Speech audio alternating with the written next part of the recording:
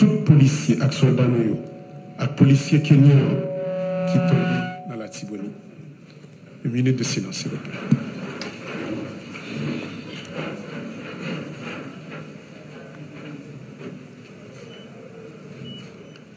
Malheureusement, comme on n'a pas raison, qui était supposé venir, il y a un inconvénient, mais nous devons saluer devant tout le monde pour courage.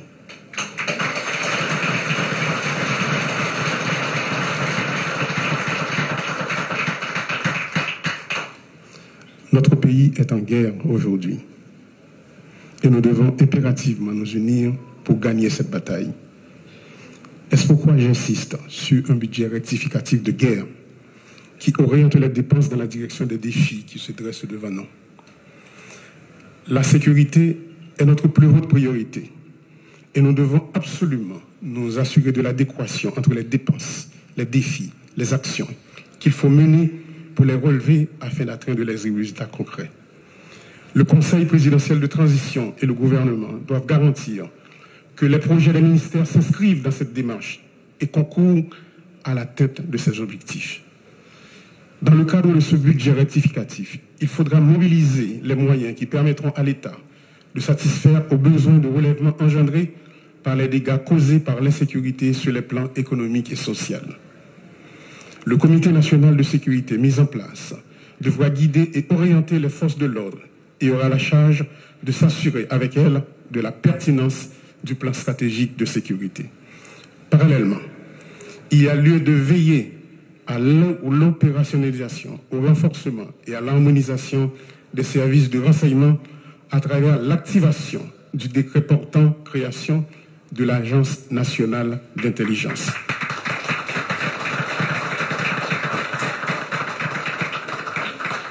Sans un effectif adéquat, les forces de l'ordre ne seront pas en mesure de mettre fin à l'insécurité.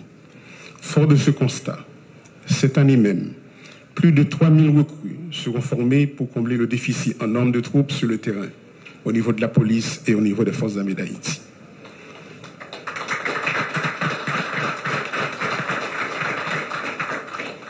Les forces armées nous ont présenté un budget détaillé sur les actions qu'elles anticipent de mener. Monsieur le Premier ministre, le ministère de l'économie et des finances et celui de la planification doivent s'assurer de l'exécution effective de ce budget. Nous ne sommes pas en temps normal, il faut agir dans l'urgence pour éradiquer la violence. Il me plaît de vous informer qu'un protocole d'accord sera signé entre les forces armées d'Haïti et l'Agence nationale des aires protégées pour la mobilisation des agents des aires protégées dans la guerre contre les gangs armés. De plus, les démarches sont en cours pour un support aérien et maritime de façon à mieux protéger nos frontières maritimes et terrestres. Il est important de développer l'aspect de la lutte contre les enfants impliqués dans les gangs armés. L'État devra prendre les mesures afin de prévenir et empêcher l'enrôlement des enfants et des jeunes dans les gangs armés. De plus, il faut renforcer la Commission nationale de désarmement, de démantèlement et de réinsertion, comme d'ailleurs le souhaite le Premier ministre Alexis Didier-Fils-Aimé. Le déficit de gouvernance de l'État est l'un des points essentiels auxquels il faut s'attaquer. Il produit un effet néfaste sur la crédibilité de l'État auprès de la population, dans la mesure où il ne coïncide point avec l'établissement d'un terrain de jeu égal pour tous dans un contexte de capture de l'État par certains groupes. En résultent les dysfonctionnements que nous observons. Je crois fermement au rôle que doit jouer l'accès à l'information dans la promotion de la bonne gouvernance. Des mesures concrètes seront initiées pour la mise en place d'un système d'information ouvert au public sur les actions des différentes institutions de l'administration publique. L'appui aux institutions de surveillance, ULCC, CSCCA, CNMP, entre autres, sera maintenu. Par ailleurs, on a annoncé population que gagner des téléphones, un centre d'appel que Conatel pour le mettre sous pied. Côté que pour gagner un téléphone dédié pour la DGI, un pour l'immigration et l'autre pour la douane. Si un client, il sentit pour une raison, pour un l'autre, il y a des abus qui a fait, et il y a des magouilles qui a fait, téléphone ça a servi comme un téléphone d'alerte.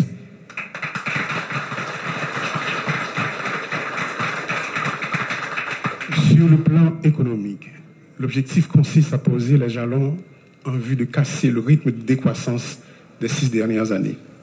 Pour cela, il faut soutenir la production nationale et stimuler tant la consommation que l'investissement en favorisant une approche régionale. La poursuite de pareils objectifs suppose d'abord la mobilisation des ressources domestiques. Celle-ci consiste un gage de notre engagement réel pour la renaissance de notre pays et serviront à amorcer la croissance. Par exemple, à travers des efforts de réhabilitation et de reconstruction. La violence a forcé bon nombre de nos citoyens à abandonner leur logement et à délaisser leurs activités productrices de recettes. Dans ce contexte, sur le plan humanitaire, plusieurs actions urgentes s'imposent. Parmi elles figurent le relogement des personnes déplacées internes, la constitution de structures d'accueil pour les déportés, le support nutritionnel d'urgence aux personnes en situation d'insécurité alimentaire, l'accompagnement social des jeunes, notamment de violences sexuelles.